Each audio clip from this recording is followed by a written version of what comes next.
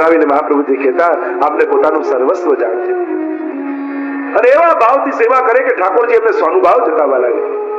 ઠાકોરજી વગર ભક્ત ન રહે તો સમજાય, પણ અહીંયા તો એવા પ્રસંગો મળે છે કે ઠાકોરજી ભક્ત વગર ન રહેતા હોય. પેલા માજીને ઘરની બહાર ન જવા દે ઠાકોરજી. એને શાક લેવા જવું હોય, ફળ લેવા જવું હોય, પણ દોડી દોડીને હાથ પકડી લે, ના મને છોડીને ન જઈશ, હું તારા વગર નહીં રહી શકું. એક ક્ષણ ઠાકોરજી એને છોડે, એવો ભાવ. એમ સ્ત્રી અને શુદ્રોને તો શ્રી વલ્લભ મહાપતિત ઉદ્ધાર ન જાનો. શ્રી વલ્લભ તો મહાપતિતોને ઉદ્ધાર કરવા વાળા છે. કૃષ્ણદાસ અધિકારીને જેમ શરણે લીધા મહાપ્રભુજીએ, અને પ્રથમ પદા ગાય શ્રી વલ્લભ પતિત ઉદ્ધાર ન જાનો. દો સરીકે મહાપતિ કહો कैसे निस्तरते हो. શ્રી વલ્લભ ન પધાર્યા હોય તો આપણા જેવા જીવોને કોણ ઉદ્ધારે? આપ તો સ્ત્રી શુદ્રોનો ઉદ્ધાર કરવા વાળા છો. અનેક વાર્તા પ્રસંગો છે, અનેક પ્રસંગોમાં કેવા કેવા હીન જ્ઞાતિમાં હોય, સ્ત્રી યોનિમાં હોય, એ સ્ત્રીઓને પણ કેવા ઉદ્ધાર ભક્તિના અધિકાર મહાપ્રભુજી આપ્યા. એ સમયના બંધનો તોડી મહાપ્રભુજી ક્રાંતિ કરી જન જનને સેવા, કૃષ્ણ સેવાનો અધિકાર મહાપ્રભુજી આપ્યો છે. 252 ચમારની વાર્તા આવે ને, સાધારણ ચમાર. ગુસાઈજી દ્વારિકા પધાર્યા છે, અને જ્યાં ગુસાઈજી ની તરફ દ્રષ્ટિ પડી, અલૌકિક પૂર્ણ પુરુષોત્તમ સ્વરૂપે દર્શન આપ્યા. શરણે ગયો છે, મને શરણે લો કૃપાનાથ. શરણે તો લઉં, પણ એક વચન આપ, આજ પછી જીવ હિંસા નહીં કરે. જે વચન આપું છું, વૈષ્ણવ થયો, હવે જીવ હિંસા નહીં કરે. અને એવી એની મતિ ફરી બ્રહ્મ સંબંધ લીધા પછી એવી કૃપા ગુસાઈજીની થઈ, બ્રાહ્મણની જેમ રહેવા લાગ્યા. બધા જ ધર્મના સિદ્ધાંતો નિયમો પાળી અને બ્રાહ્મણની જેમ રહે છે. ગામમાં બ્રાહ્મણો રહેતા એમની ઈર્ષા થઈ કે છે શુદ્ર ને અમારા બ્રાહ્મણની જેમ રહેવા જાય છે, અમારી નકલ કરે છે, ફરિયાદ કરીશું રાજા. બધા ભેગા મળીને આવે રાજા પાસે, મહારાજ છે શુદ્ર, અમારા બ્રાહ્મણોની નકલ કરે છે, બ્રાહ્મણોની જેમ રહેવા લાગે છે. મહારાજ એક સિદ્ધાંત સમજી લો, દૂધમાંથી છાશ થાય પણ છાશમાંથી પાછું દૂધ ના થઈ શકે. બોલાવો ને પૂછો એને. રાજાએ ચમારને બોલાવ્યો, પૂછ્યું આ બ્રાહ્મણો શું કહે છે? તું શુદ્ર છે અને બ્રાહ્મણોની જેમ રહે છે. આ બ્રાહ્મણો એમ કહે છે કે બ્રાહ્મણ શુદ્રની જેમ રહી શકે પણ શુદ્ર બ્રાહ્મણની જેમ ના રહી શકે. દૂધમાંથી છાશ થાય પણ છાશમાંથી દૂધ ના થઈ શકે. તો ચમાર વૈષ્ણવ કે જો ગુસાઈજીની કૃપા થાય ને તો છાશમાંથી એ દૂધ થાય. અચ્છા, પ્રમાણિત કરીને બતાવો. દૂધનો લોટો મંગાવ્યો, છાસનો લોટો મંગાવ્યો, લોટો ભરીને છાસ આવી આપ્યો આ ચમારને, કહ્યું લે કરીને બતાવો. હાથમાં લોટો લીધો, ગુસાઈજીનું મનોમન સ્મરણ કર્યું અને કહ્યું હે ગુસાઈજી પ્રભુ ચરણ, જો મારો સાચે સાચો ઠાકોરજી સ્વીકાર કર્યો હોય તો આપની કૃપાના પ્રમાણ આને આપો. અને લોટો લઈને મહારાજને આપ્યો. લો મહારાજ ચાખી લો. અને જ્યાં છાસ પીવા લાગ્યા ત્યાં દૂધનો મીઠો સ્વાદ એમને આવ્યો. પ્રમાણિત કરીને બતાવ્યું કે ગુસાઈજી જેના પર કૃપા કરે એ છાસમાંથી એ દૂધ થઈ શકે. એ ગમે ત્યાં હોય, જે જીવ જાતિ હોય કોઈ રે, તેને તત્ક્ષણ સર્વે સુખો હોય રે. ગમે તે જીવ યોનિમાં હોય, ગમે તે જાતિમાં પ્રગટ્યો હોય, પણ જે મહાપ્રભુજીની શરણે આવ્યો, મહાપ્રભુજી એને ઉત્તમતા દાન કરી અને ભગવત સેવાનો અધિકાર આપે છે. હું તો આપણો જ વિચાર કરી, આપણે બધા કોઈ અધિકારી ખરા ભગવત સેવાના? એ ત્રિલોકનો નાજ દેવતાઓને પણ અગોચર છે. મોટા મોટા દેવો જેના દર્શન નથી કરી શકતા, એ પૂર્ણ પુરુષોત્તમ આપણા રસોડાના 2x2 ખાનામાં ધુમાડા ખાતા ખાતા આનંદમાં બિરાજે છે. એ કોનું સામર્થ્ય? શ્રી વલ્લભ. જે પ્રસાદની કણિકા માટે બ્રહ્માજી માછલું બનીને આવે તો મળતું નથી. મોટા મોટા દેવતાઓ લાલાયિત રહે છે. એ અદરામતની કણિકા રોજ વૈષ્ણવને મળે છે. કેવું સૌભાગ્ય મહાપ્રભુજી આપણને આપ્યું છે. એ યશોદાજી જે રોજ નિત્ય નવીન વાઘા વસ્ત્ર શિંગાર ધરે, એ યશોદાજી જેવું સૌભાગ્ય આપણને આપ્યું. એ જ લાલનને ખોળામાં લઈને રોજ આપણે લાલ લડાવીએ છીએ. ભાવથી પ્રેમથી યશોદાજીનું સુખ આપણને મળે છે. કુંજનો મનોરથ કરીએ તો ગોપીજનોનું સુખ મળે. માખણ ચોરી આદિ બાલ લીલાના મનોરથ કરીએ તો સખાઓનું સુખ આપણને મળે.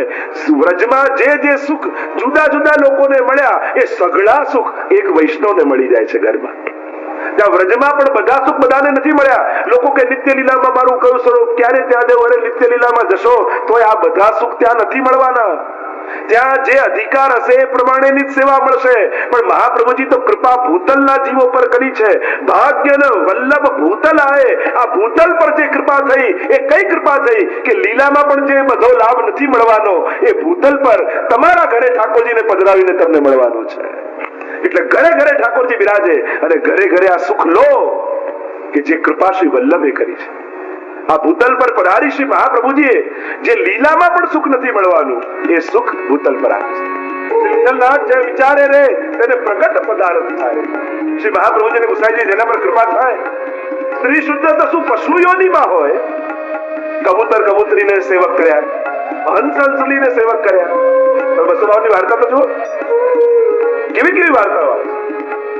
હંસ અને હંસી ગુસાઈજીનો એવો નિયમ, રોજ એક વૈષ્ણવને બ્રહ્મ સંબંધ આપે તો જ પ્રસાદ ગ્રહણ કરે, નહીં તો ઉપવાસ કરે. હંસ અને હંસલીને શરણે લીધા, બુદ્ધિ ફરી ગઈ. આપણે ગુસાઈજીના સેવક થયા. હંસલી કે પણ આ દેહમાં આપણને શું સેવા મળવાય? ખેદ કરવા લાગ્યા. આપણે ગુસાઈજીના સેવક તો થયા, બ્રહ્મ સંબંધ શરણે આવવા માત્રથી બુદ્ધિ ફરી, સેવા ભાવના જાગી. પણ હંસ કહે કે આપણે આ દેહમાં શું સેવા કરી શકીશું? હંસલીએ કહ્યું, સેવા ન કરી શકીએ, પણ જે સેવા કરવા જતા હોય એ વૈષ્ણવની ચરણ ધૂળીમાં આળોટી તો શકીએ ને.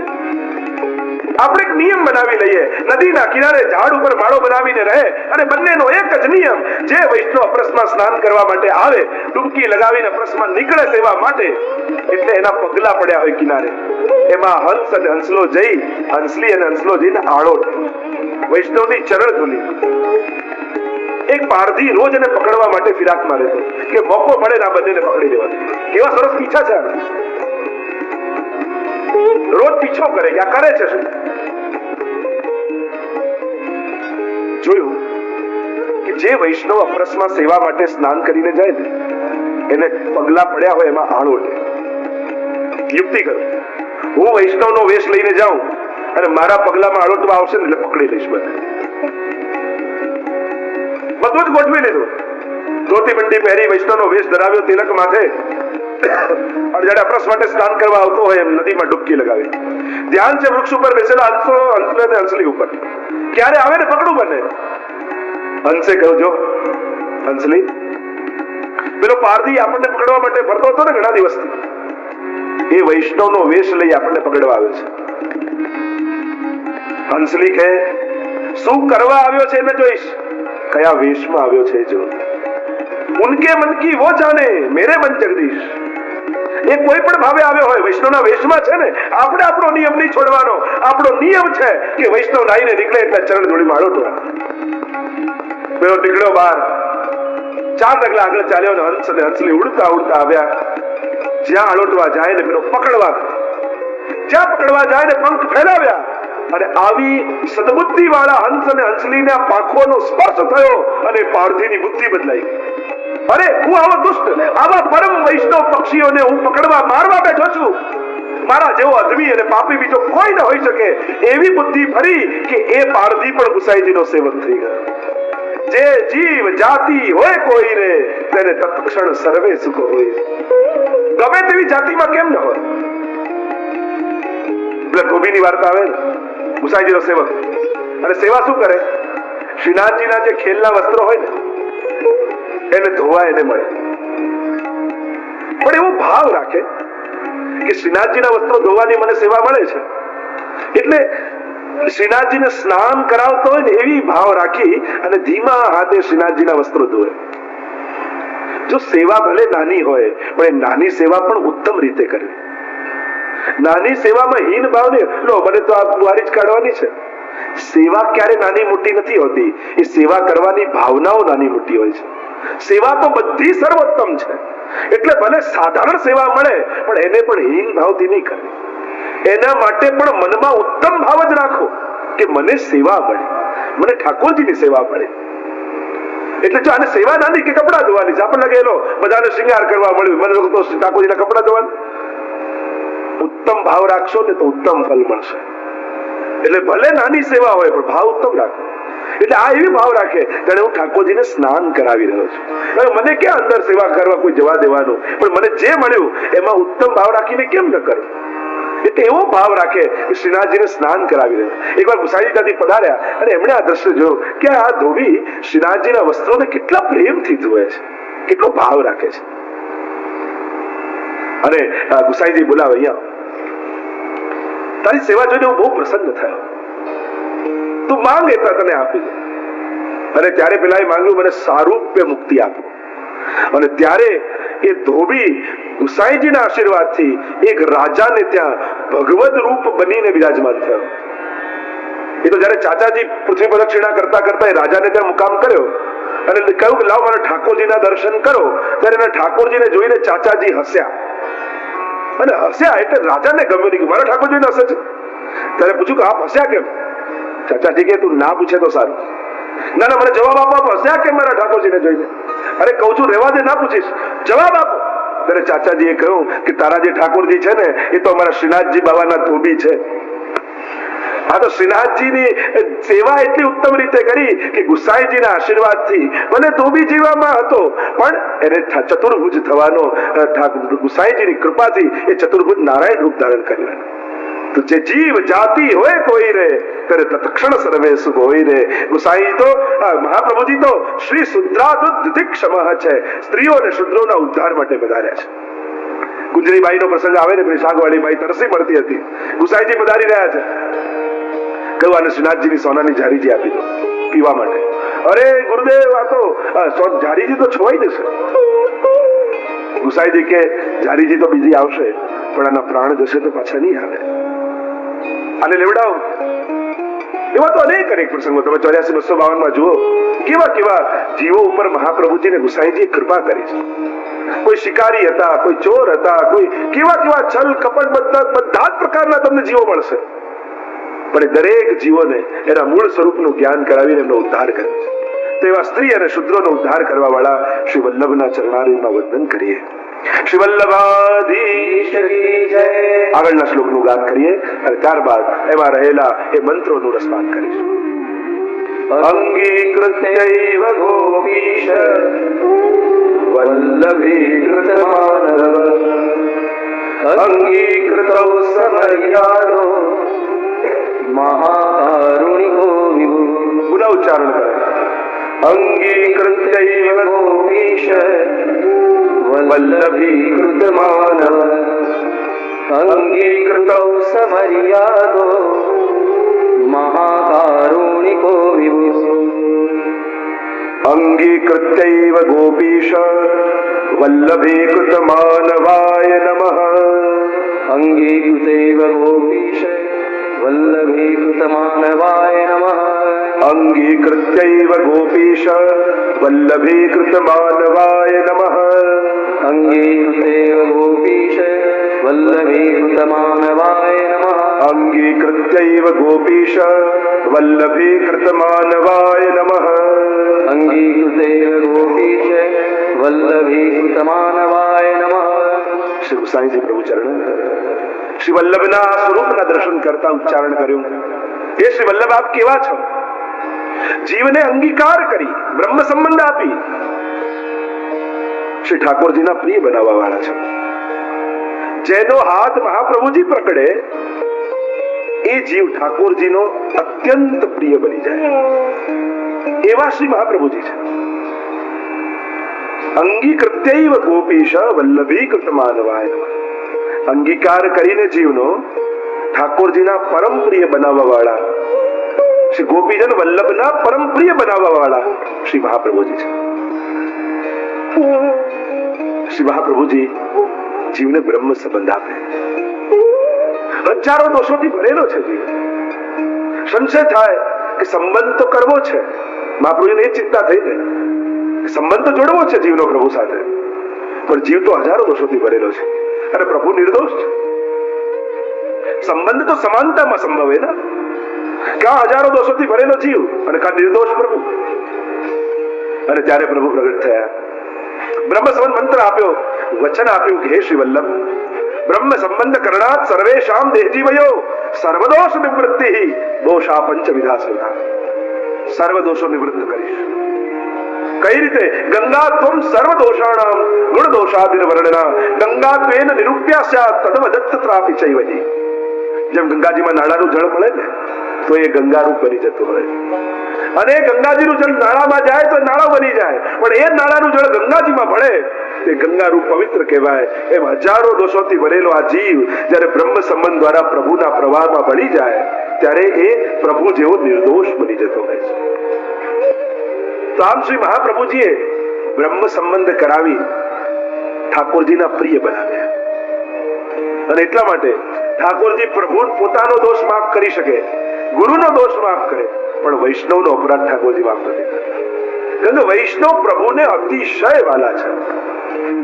આપણે ત્યાં તો પૂછ્યું કૃષ્ણદાસ મેઘાને મહાપ્રભુજીને કે પ્રભુને શું ગમે ને શું ન ગમે, તો કહ્યું ઠાકોરજીને ક્લેશ ન ગમે, ધુમાડું ન ગમે, ભક્તોના દ્વેષી ન ગમે. અને પ્રભુને પ્રિય શું છે?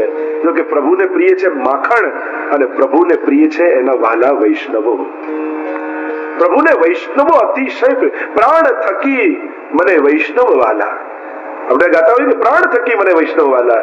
એ જો ગાય તો ત્યાં નાચું, અને એ જો ઉભા થઈને નાચે તો ત્યાં હું ઉભો સાંભળું રે. નરસિંહ મહેતાનું પ્રસિદ્ધ ભજન છે ને, प्राण थकी मुने वैष्णव वाला अतिशय भावू रे. प्राण थकी मुने वैष्णव वाला अतिशय भावू रे. પ્રાણ થકી મને વૈષ્ણવ વાલા. ओ वारीन वल्लभीन पर अपने तन को करूं बिछोना, शीश धरूं इनके चरण. हरिराय जी પણ કહે આ વલ્લભીઓ પર વારી ચલો, કારણ કે મંડલ મધ્ય વિરાજત ગિરધર. જ્યાં વૈષ્ણવ છે ત્યાં ઠાકોરજી અચૂક છે. પ્રાણ થકી મને વૈષ્ણવ વાલા આયે મેરે નંદ નંદન કે પ્યારે. વૈષ્ણવની એક જ ઓળખાણ, નંદ નંદન કે પ્યારે. વૈષ્ણવ આવ્યા એમ ન કહ્યું, મારા ઠાકોરજીના વાલા ચલવા. કારણ કે જે મને પ્રાણથી પણ પ્રિય છે એવા ઠાકોરજી, અને જે વૈષ્ણવો ઠાકોરજીને પ્રાણથી પ્રિય છે, તો વિચાર કરો વૈષ્ણવ આપણને કેટલા પ્રિય હોય. કારણ કે પ્રિયની વસ્તુ એને જે પ્રિય લાગતી હોય એના પ્રિયતમને અધિક પ્રિય લાગે. અને એટલા માટે હે વલ્લભ આપે અંગીકાર કરી, કારણ કે આપના દ્વારા શરણ માર્ગ તો ઘણા છે, વિધિ વિધાનો ઘણા છે શરણાગતિના, પણ આપ જેનો હસ્તમેળાપ ઠાકોરજી સાથે કરાવો ને, ઠાકોરજી એનો હાથ ક્યારે છોડતા નથી. રામાનંદ પંડિત નો પ્રગટ પ્રસંગ, વલ્લભે જેનો હસ્તમેળાપ પ્રભુ સાથે કરાવ્યો, પ્રભુ એનો હાથ ક્યારે છોડ્યો નથી. વલ્લભ થકી વૈષ્ણવ વાલો થાય છે, વલ્લભીય પ્રભુને વાલા લાગે છે. અને એટલા માટે જ બ્રહ્મ સંબંધ લઈને આપણે સેવા કરીએ છીએ. કારણ કે જ્યાં સુધી જીવ વલ્લભનો ન થયો હોય ને, ત્યાં સુધી પ્રભુ એના હાથનો અંગીકાર કરતા નથી. અને એટલે તો શ્રીનાથજી બાબા ઊંચો હાથ કરીને બોલાવે. આપણે એમ કહીએ ને તો કોઈને બોલાવતા હોય તો આમ બોલાવાય કે આમ બોલાવાય? આપણે કે ઊંચો હાથ કરીને બોલાવે, એક તારો હાથ ઊંચો શ્રીનાથ, સૌને બોલાવતો ઊંચો કરી હાથ. આપણે કોઈને બોલાવતા હોઈએ તો આમ બોલાવાય કે આમ બોલાવાય? શ્રીનાથજી હાથ તો આમ છે. હરિરાયજી એની ભાવ એ જ બતાવે કે ઠાકોરજી શ્રીનાથજી બાબા પણ એમ કહે છે, બોલાવું છું આવ, પણ સીધો નહીં. મારું વામ અંગ એ સ્વામીજીનું અંગ છે, અને સ્વામીજી રૂપ શ્રી વલ્લભ છે, એટલે સીધો નહીં, વલ્લભ તરફ થઈને આવ. એટલે શ્રીનાથજી બાબા આમ હાથ કરીને બોલાવે છે. હવે વલ્લભ થકી આવીશ તો તારો હાથ હું ક્યારેય નહીં છોડું. અને એટલા માટે અહીંયા નામ આપ્યું કે આપ એને અંગીકાર કરો, એ જીવ ઠાકોરજીને અતિશય વાલો થઈ જાય. અને એના પ્રમાણો 252-84 વૈષ્ણવમાં અનેક પ્રમાણો છે જેને મહાપ્રભુજી સ્વીકાર કર્યા. ઠાકોરજી તરત વાર્તામાં લખે, તા પાછે પ્રભુ તાકો સાનુભાવ જતાવન લાગે, માંગ માંગ કર આરોગન લાગે. શ્રી વલ્લભ જેના પર કૃપા કરે, બ્રહ્મ સંબંધ આપે, અને ઠાકોરજી પધરાવી દે, અને વલ્લભનો સંબંધ થાય એટલે ઠાકોરજી પણ સાનુભાવ જતાવવા લાગે. એ ભગવદીઓ વલ્લભનો સંબંધ થતા સર્વ લીલાઓ સ્ફુરવા લાગી. એટલે પુષ્ટિ માર્ગમાં વલ્લભનો સંબંધ એ પ્રધાન છે, મુખ્ય છે. કારણ કે જ્યાં સુધી ગમે તેટલો ભાવ હોય, ગમે તેટલી શ્રદ્ધા હોય, રસખાનજીને શ્રીનાથજીએ દર્શન આપ્યા પણ પકડવા દોડ્યા ને, એટલે ઠાકોરજીએ કહ્યું દર્શન આપું પણ મને અડવું હોય તો ગુસાઈજી પાસે બ્રહ્મ સંબંધ લઈને આવ. એ તારો હાથ પકડશે તો તું મારો હાથ પકડી શકીશ. પણ જ્યાં સુધી વલ્લભે તારો હાથ નથી પકડ્યો ત્યાં સુધી હું પણ કોઈને મારો હાથ આપતો નથી. અને પ્રત્યેક વાર્તામાં તમે જોયું, શ્રી વલ્લભ જેનો અંગીકાર કરે એના પર ઠાકોરજી પણ ખૂબ પ્રસન્ન થાય.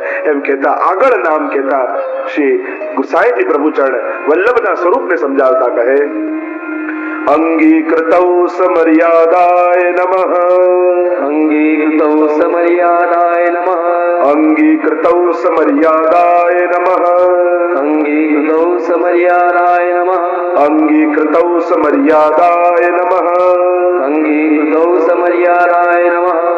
શ્રી મહાપ્રભુજી કેવા છે? અંગીકૃતૌ અંગીકાર કરે પણ સમર્યાદાય, મર્યાદા સહિત પુષ્ટિમાં અંગીકાર છે. તો કહું મર્યાદા સહિત પુષ્ટિમાં અંગીકાર કેમ? તો પુષ્ટિ માર્ગની મર્યાદાઓ કઈ છે? શ્રી ગોકુલનાથજી સર્વોત્તમજી પટ્ટિકામાં આ નામમાં સમજાવતા આજ્ઞા કરે કે વેદની બે પ્રકારની મર્યાદાઓ છે. એક મર્યાદા વેદની મર્યાદા માર્ગી રૂપની છે, જેમાં જપ, તપ, નિયમ, વ્રત, તીરથ, ધર્મ, યજ્ઞ, જ્ઞાનકાંડ, કર્મકાંડ આદિની મર્યાદિક મર્યાદાઓ, જેનું ફળ મોક્ષ છે. આ વેદની એક પ્રકારની મર્યાદા. અને વેદની બીજા પ્રકારની મર્યાદા છે પુષ્ટિ ભક્તિ રૂપ. શરણાગતિ, પ્રેમ, શ્રદ્ધા, અનન્યતા અને પરમ પ્રેમ દ્વારા એ રસાત્મક પ્રભુની સ્વરૂપાનંદના અનુભવની પ્રક્રિયા. વેદમાં બે પ્રકારના પ્રભુ કયા? જ્ઞાનરૂપ અને રસરૂપ. આ બંને પ્રકારની મર્યાદાઓ. તો પહેલી મર્યાદાનું ફળ છે મોક્ષ અને મુક્તિ. પણ બીજી જે પુષ્ટિ માર્ગી મર્યાદા છે કે જે મર્યાદાથી ઠાકોરજી મહાપ્રભુજી અંગીકાર જીવનો કરે છે, એ છે પુષ્ટિ માર્ગી મર્યાદા. અને એનું ફળ છે સ્વરૂપાનંદનો અનુભવ. કે સાક્ષાત શ્રી ઠાકોરજી મહાપ્રભુજી જેનો પુષ્ટિ મર્યાદાથી અંગીકાર કરે એને સ્વરૂપાનંદનો આનંદ ઠાકોરજી આપે છે. અને પુષ્ટિ માર્ગમાં તો મોક્ષ તુચ્છ કયો છે. આપણે તો આરતી કરીએ ને એમાં 4 મુઠિયા રાખીએ ને, નજર ઉતારવા. તો આચાર્ય ભાવમાં એ બતાવ્યું કે આ 4 મુઠિયા આરતીમાં છે શું છે? 4 પ્રકારની મુક્તિ છે. સાયુજ્ય, સારૂપ્ય, સામીપ્ય અને સાલોક્ય. આમ 4 મુક્તિ કહી છે. એટલે વૈષ્ણવ જયારે ઠાકોરજીનું મુખારવિંદ જોવે ને અને થાળીમાં પડેલી મુક્તિને જુએ અને એમ થાય કે આ સ્વરૂપાનંદની સામે આ મુક્તિને શું કરવાની. એટલે એક એક મુક્તિ ઉપાડે, ઠાકોરજીને નોછાવર કરે અને ફેંકી દે કે જેને લેવી હોય લઈ જાય, અમારે તો સેવાના સુખ લેવા છે. પાવો પ્રેમ રસ પ્રાણ જીવન રે દીન થઈ આચું. દયારામભાઈ પણ કહે છે ને, પાવો પ્રેમ રસ પ્રાણ જીવન રે. હવે રાજના ખાસા ખવાસ. સુંદર સુંદર વાતો દયારામભાઈએ કરી કે રીજે રાબડી થકી ગરીબ લોક કરે, ભોગીને ન ભાવે. એ રાબડીઓ તો એ સાધારણ લોકો ખાય. અમે તો ઠાકોરજીના ખાસા ખવાસ, અમે તો સૂર ખવૈયા ઘી કો, અમે તો ઘી પીનારા, અમે છાસની રાજી નથી. અમારે તો સ્વરૂપાનંદનો આનંદ લેવા. તો મહાપ્રભુજી વેદની જે મર્યાદાથી અંગીકાર કરે એ કઈ મર્યાદા? અંગીકૃતૌ સમર્યાદૌ. પુષ્ટિ માર્ગીય મર્યાદા દ્વારા જીવનો અંગીકાર કરી અને સ્વરૂપાનંદનો દાન કરે. કારણ કે મર્યાદા અને પુષ્ટિનો ભેદ શું? મર્યાદામાં ધર્મ, અર્થ, કામ અને મોક્ષ. આ રીતે પેલા ધર્મ, અર્થ, કામ અને મોક્ષ. પુષ્ટિ માર્ગમાં ઊંધું. પહેલા મોક્ષ. પુષ્ટિ માર્ગીય મોક્ષ કયો? મોક્ષ કૃષ્ણસ્ય ચેત ધ્રુવમ. પ્રભુના ચરણોમાં ચિત્ત લાગવું, પ્રભુના સ્વરૂપમાં મન લાગવું, એ જ મોક્ષ છે. એટલે પ્રભુમાં ચિત્ત ગયું એટલે પેલા મોક્ષ. પછી કામ. કામ શું? કામો હરે દિતૃક્ષય. પ્રભુને જોવાની ઈચ્છા. એક વાર જોયા, વારે વારે જોયા. પછી આવે અર્થ. અર્થો હરિ રે વહી. પુષ્ટિ માર્ગો અર્થરૂપ પ્રભુ જ છે. વારે વાર હવેલીમાં દર્શન કર્યા પછી એમ થયું કે હવે આ સ્વરૂપ મારા ઘરે બિરાજતું હોય તો કેવું આનંદ આવે. વિનંતી કરી કે મને ઠાકોરજીની સેવા પધરાવી દો. અને અર્થરૂપ પ્રભુ મળ્યા. અને અર્થરૂપ પ્રભુ ઘરે મળ્યા પછી ધર્મ. અને વૈષ્ણવનો ધર્મ કયો? સર્વદા સર્વ ભાવેન ભજનીયો વ્રજાધિપ સ્વસ્યાયમેવ ધર્મો હિ નાન્ય ક્વાપી કદાચન. સર્વ ભાવે સદા માટે એ વ્રજાધિપની સેવા કરવી એ જ વૈષ્ણવનો પરમ ધર્મ છે. તો મર્યાદામાં પહેલા ધર્મ, પછી અર્થ, પછી કામ અને મોક્ષ. પુષ્ટિ માર્ગમાં પહેલા મોક્ષ, પછી કામ, પછી અર્થ અને પછી ધર્મ. ઉલટું છે. પુષ્ટિ માર્ગની રીત ઊંધી है, उल्टी है. उल्टी है રીત. તો પુષ્ટિ માર્ગની મર્યાદા સાથે મહાપ્રભુજી જીવનો અંગીકાર કરે છે. અહીંયા સ્વરૂપાનંદનું દાન આપનારા મહાપ્રભુજી છે. મોક્ષ નથી આપતા. આપણે ત્યાં પ્રભુદાસ જલોટાની વાર્તામાં આવે ને, દહીં લેવા માટે મોકલ્યા બ્રજમાં અને દહીં લેવા માટે ગયા. એવું સુંદર દહીં. અને પેલી ગુવાલણ જતી હતી એને કહ્યું કે તું દહીં આપીશ, ઠાકોરજીની સેવા માટે જોઈએ છે. બદલામાં શું આપશો? તું કે તને આપી દઉં. તો પેલાને થયું કે આ મજાક કરે છે, વૈષ્ણવ છે, તો એને મજાક કરી, અચ્છા મુક્તિ આપશો? પ્રભુદાસ કે હા, જા તને મુક્તિ આપી. એમ નહીં, લખીને આપો. અને લખીને મુક્તિ આપી દીધી. અને ખરેખર વૈષ્ણવ વલ્લભીની વાણીનો પ્રભાવ કેવો હોય છે. જીવ એના સામર્થ્ય નથી જાણતો, પણ જેનો હાથ મહાપ્રભુજી પકડ્યો હોય ને એ જીવ સાધારણ નથી હોતો. એની વાણીની લાજ ઠાકોરજી પણ રાખતા હોય છે. અને મોક્ષ મળી ગયો એને. અને સુંદર દહીં લઈને મહાપ્રભુજીને આ પધરાવ્યું, ઠાકોરજીને આપ્યું, ને ઠાકોરજી એટલી પ્રસન્નતાથી આરોગ્યા. જો પ્રભુ પ્રસન્ન થાય એના માટે કોઈ વ્યક્તિ નિમિત્ત બને ને તો એનો ઉપકાર માનો કે તે આજે મારા ઠાકોરજીને રાજી કરે. મને સામગ્રી દ્વારા હોય, તૈયારી દ્વારા હોય, સજાવટ દ્વારા હોય, પણ જેના થકી, જેની કાની થકી, જેની હાડી થકી આપણા પ્રભુને સુખ મળ્યું હોય ને એનો ઉપકાર ભૂલવો નહીં. મહાપ્રભુજી કહ્યું કે આવું સુંદર દહીં ક્યાંથી લાવ્યા? ઠાકોરજી કેટલા પ્રસન્નતાથી આરોગ્ય છે.